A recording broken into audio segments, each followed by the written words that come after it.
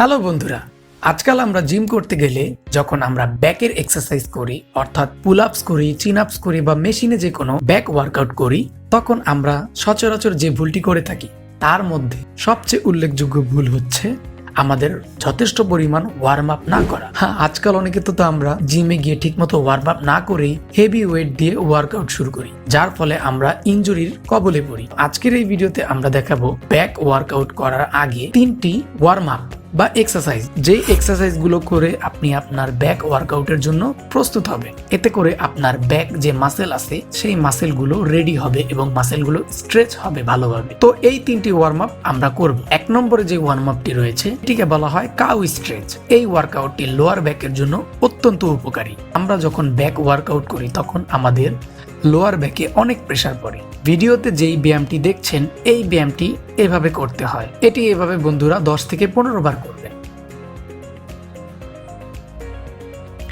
এরপরে 2 নম্বরে যে ব্যায়ামটি রয়েছে এটা এক ধরনের ল্যাট মাসেল, আমাদের যে ব্যাক মাসেল রয়েছে সেই মাসেলকে স্ট্রেচ করা।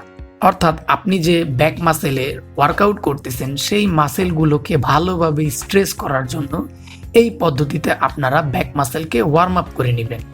ভিডিওতে ভালোভাবে লক্ষ্য করে দেখুন। এভাবে আপনারা 10 থেকে 15 সেকেন্ড প্রত্যেকটা মাসেলকে ধরে রাখবেন।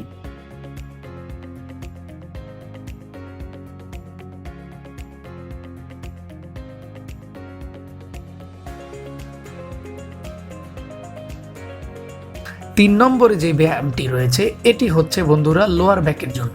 আমরা যখন হেভি ব্যাক ওয়ার্কআউট করি বা ডেডলিফট করি তখন আমাদের লোয়ার ব্যাকের যে হাড় রয়েছে এবং গ্লুট মাসেল রয়েছে এই জায়গাগুলোতে ভালোভাবে ওয়ার্ম আপ বা স্ট্রেস প্রয়োজন। এই জন্য এই ব্যায়ামটি করবেন। প্রত্যেকটা লেগ 10 থেকে 15 সেকেন্ড এভাবে ধরে রাখবেন।